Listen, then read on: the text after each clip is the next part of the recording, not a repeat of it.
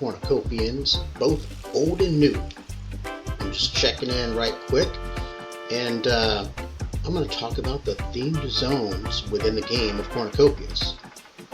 You can see right here, I am on the Copia Wiki, and that's where you'll find the information. So let's get it. So check it out. The game itself is the Cornucopias Multiverse, and it's going to have 12 unique themed zones. A themed zone is a system of sectors. The first 3 zones that we have are Solace, Esperanza, and Fortune. Solace is the one that's live at this moment, and you have Solace 1, 2, and 3. So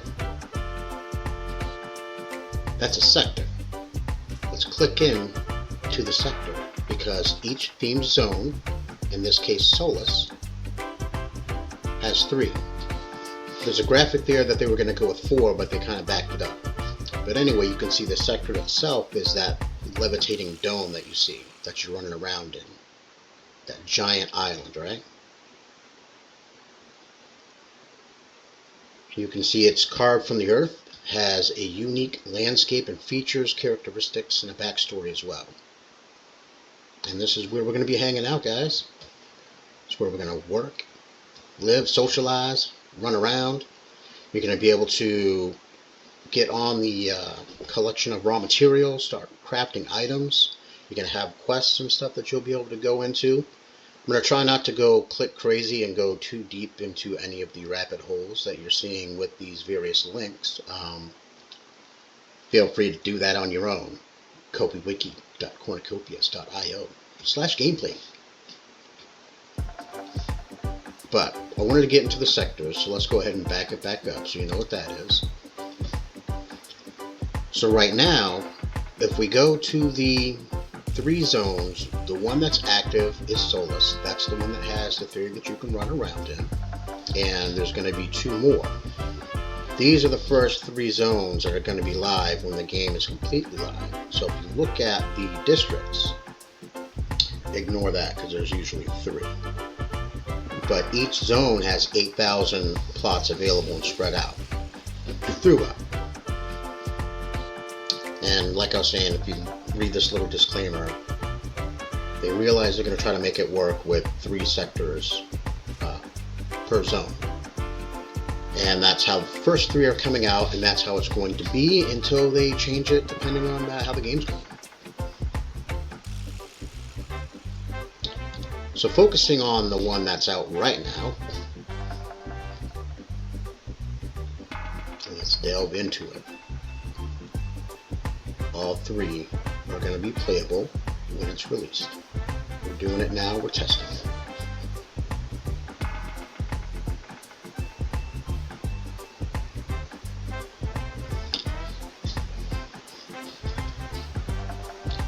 And breaking it down, you can see that you actually also have districts. So if you're running around or you picture that 8 kilometer by 8 kilometer, it's divided by 4 districts, like giant pie wedges. And they usually encompass a couple of different towns in each one of them. Anyway, this is showing you the dimensions of the actual zones and sectors and so on when you're running around. So, yeah. And just a refresher on the actual size of the land, the different types of land you can get. Here's a nice graphic and the dimensions in meters. So, That's basically a basketball court. And you also want to remember that the large land plot, you should be able to place all of the buildings within that size of a plot. So even if you grab a common, you can still place all the right equipment there. So if you can't afford that, that's not me, that's not me. I can still get all of the right buildings I want depending on the direction I'm going. Yay! So yeah, I don't want to really bother with the next two zones because those aren't active right now. But I do want to talk more about the actual districts and the player land ownership if you have plots and what to do with it. So you're going to see, you can wonder wherever you're going, right? And then each district is going to have its own community, and they're all going to be completing like group tasks and stuff like that for that community. There's also going to be different types of events and leaderboards with the season of the game when you start getting into the active seasons. The other thing to keep in mind is you're also going to be growing and literally creating the district's economy. So you're going to see different ways to earn income from trading and services related to the resources and the crafting. The resources and the crafting, what's that all about?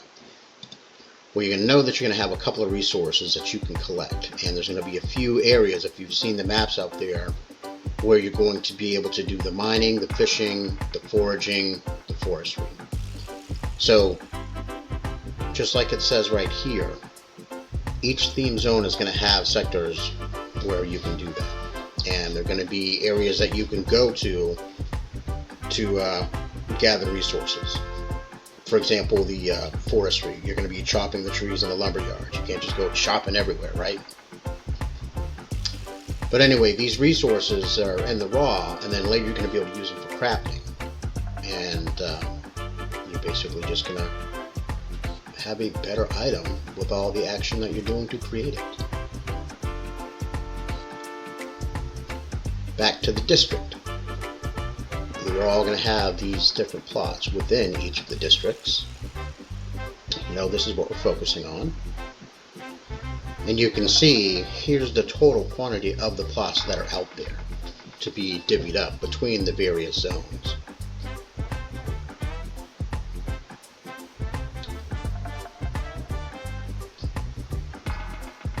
And people are going to go back to these stats as well. You know, what do you get? What are the extra things that you get for the various type of land ownership that you have, right?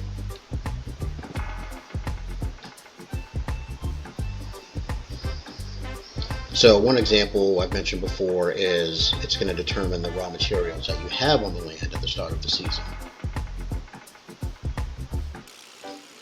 We're all waiting for this, the land grab, once you actually get to choose your plot in the sectors, in the districts out there.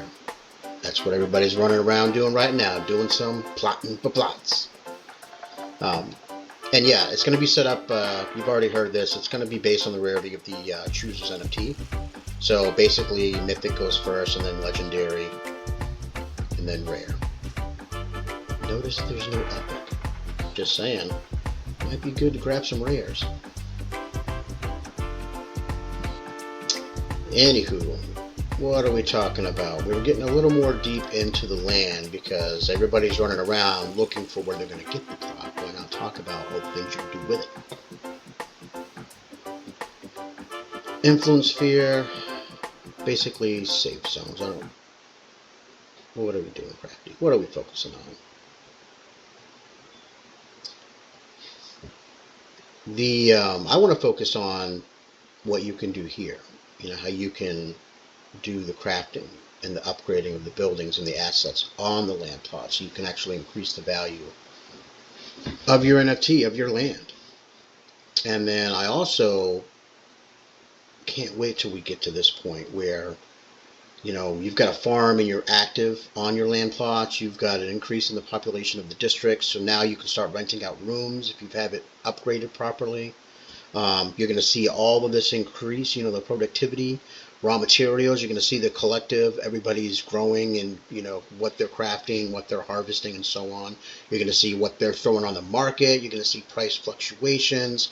And this is just at the very beginning. I'm not even talking about when we have all these different zones up and running and you have resources that are a little bit different in each area, and the supply and demand will also be a little bit different. Man, I'm friggin' excited for that shit. So yeah, I'm just reading along and seeing what I want to talk about now. So I was noticing when I was drawing my little map myself that I'm a pimp.